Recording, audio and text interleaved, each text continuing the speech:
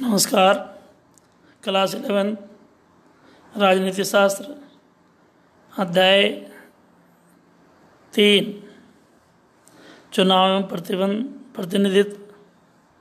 छात्रों, इससे पहले वीडियो में हम चुनाव के बारे में एक चर्चा कर रहे थे। उसी को आगे बढ़ाते हुए कौन कौन से महत्वपूर्ण ऐसे बिंदु हैं जिन पर कार्य किया जा सकता है, इसके बारे में चर्चा करेंगे। छात्रों, चुनाव में एक नियम है सार्वभौमिक मताधिकार की धारणा। प्राय सभी लोकतंत्र देशों में वयस्क मताधिकार का सिद्धांत अपनाया गया है। जब देश के सभी वयस्कों को जाति, धर्म, रंग, लिंग, धन, स्थान के आधार पर उत्पन्न भेदभाव के बिना समान रूप से मतदान करने का अधिकार दे दिया जाए तो उस व्यवस्था को वयस्क या सार्वभौमिक वयस्क मताधिकार कहते हैं। इंग्लैंड, भारत, अमेरिका में यह आयु 18 वर्ष है, जबकि स्विट्जरलैंड में यह आयु 20 वर्ष है। निश्चित आयु के पश्चात प्रत्येक नागरिक बिना किसी भेदभाव के मत डालने का अधिकारी बन जाता है। छात्रों, भारतीय चुनाव की विशेषताएं। भारतीय चुनाव में वयस्क मताधिकार के आधार पर चुनाव होते हैं और उसमें ऐसा नहीं है कि केवल जो वयस्क हैं, नौजवान हैं, वही मताधिकार का प्रयोग करेंगे। 18 वर्ष से लेकर के आयु पर्यंत जितने वर्ष तक व्यक्ति जीता है उसको मताधिकार करने का अधिकार है, मत देने का अधिकार है। सेकंड, भारत में चुनाव संयुक्त निर्वाचन के आधार पर होते हैं।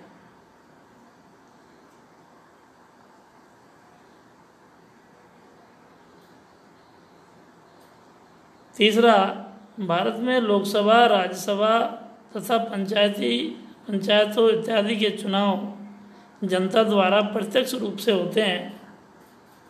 चौथा, भारत में मतदान गुप्त रूप से होता है। भारत में चुनाव के साधन। चुनाव प्रजातांत्रिक शासन प्रणाली का महत्वपूर्ण अंग है। चुनाव से पूर्व राजनीतिक दल, उम्मीदवार, सदस्य चुनाव अभियान के अंतर्गत अनेक तरीके अपनाते हैं, जिसमें महत्वपूर्ण निम्नलिखित हैं। नंबर 1, चुनाव घोषणा पत्र। प्रत्येक दल और कभी कभी निर्दलीय उम्मीदवार चुनाव में अपना घोषणा पत्र जारी करते हैं, क्योंकि उसी घोषणा पत्र के आधार पर वे लोग अपने कार्यों का ब्यौरा देते हैं। इसलिए वो पहले से ही एक निश्चित करके रखते हैं कि आने वाले समय में हम आपको क्या क्या सुविधाएं दे सकते हैं, और इसलिए हम लोग आपकी सेवा करने के लिए यहाँ पर आए हैं।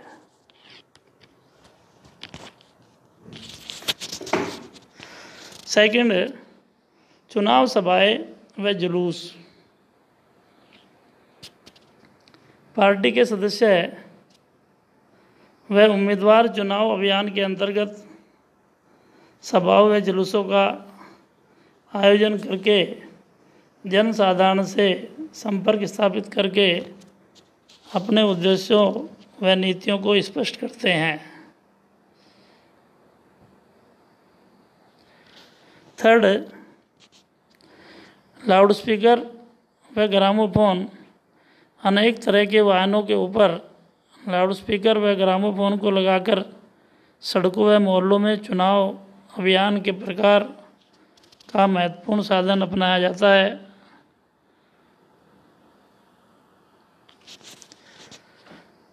फोर्थ, घर घर जाकर मतदान याचना करना। उम्मीदवार व पार्टी कार्यकर्ता घर घर जाकर मतदाताओं से याचना करके चुनाव का प्रचार करते हैं।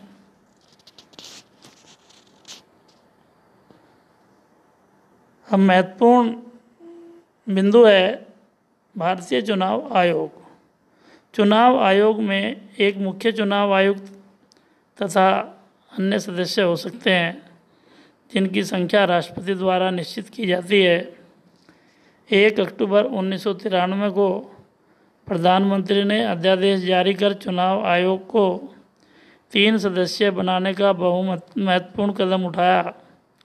राष्ट्रपति ने उस समय कृषि सचिव SS गिल और विधि आयोग के सदस्य GVG कृष्णमूर्ति को चुनाव आयुक्त नियुक्त किया। यह दूसरा मौका था जबकि चुनाव आयोग को बहुसदस्यीय बनाया गया। 20 अक्टूबर 1993 को संसद ने चुनाव आयोग को बहुसंसदीय बनाने वाले विधेयक को स्वीकृति दे दी। अतः अब चुनाव आयोग में 3 सदस्य हैं। इनमें से एक मुख्य चुनाव आयुक्त तथा 2 अन्य सदस्य हैं। मुख्य चुनाव आयुक्त तथा 2 अन्य सदस्यों की नियुक्ति राष्ट्रपति करता है। मैंने आपको इससे पहले इसमें बताया था कि इस समय भारत के 23वें chief election commissioner Sunil Arora ji हैं और उनके 2 और सहायक अशोक लवासा और सुशील चंद्रा ये उनके सहायक हैं। चुनाव आयोग के कार्य।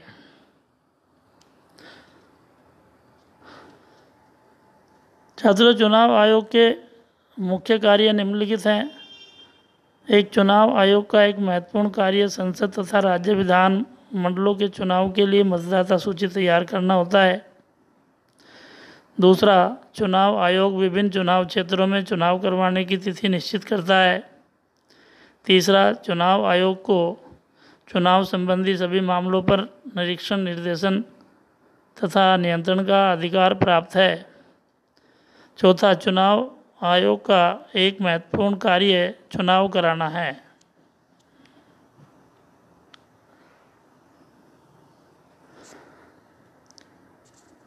अगला महत्वपूर्ण बिंदु है आरक्षण का प्रावधान। भारत में करोड़ों लोग ऐसे हैं जो सामाजिक, आर्थिक, शैक्षणिक, सांस्कृतिक आदि दृष्टि से समाज के अन्य वर्गों की तुलना में पिछड़े हुए हैं। ये लोग समाज के अन्य सुदृढ़ वर्गों के लोगों द्वारा कुचले हुए या शोषित हैं। ये लोग किसी जाति, धर्म, वर्ग या रंग के नहीं होते, बल्कि सामूहिक रूप से समाज के उपेक्षित और पिछड़े हुए व्यक्ति हैं। इनमें अनुसूचित जातियाँ, अनुसूचित जनजातियाँ, पिछड़ी जातियाँ तथा अनुसूचित कबीलों के लोग शामिल किए जाते हैं। भारतीय संविधान निर्माता सामाजिक दृष्टि से शोषित एवं पिछड़े वर्गों के उत्थान के लिए दृढ़ संकल्प थे। इसलिए उन्होंने अनुसूचित जातियां, पिछड़े वर्गों तथा सामान्य वर्ग में आर्थिक रूप से पिछड़े वर्गों के विकास के लिए अनेक संवैधानिक व्यवस्थाएं की। इस व्यवस्था को आरक्षण कहा जाता है।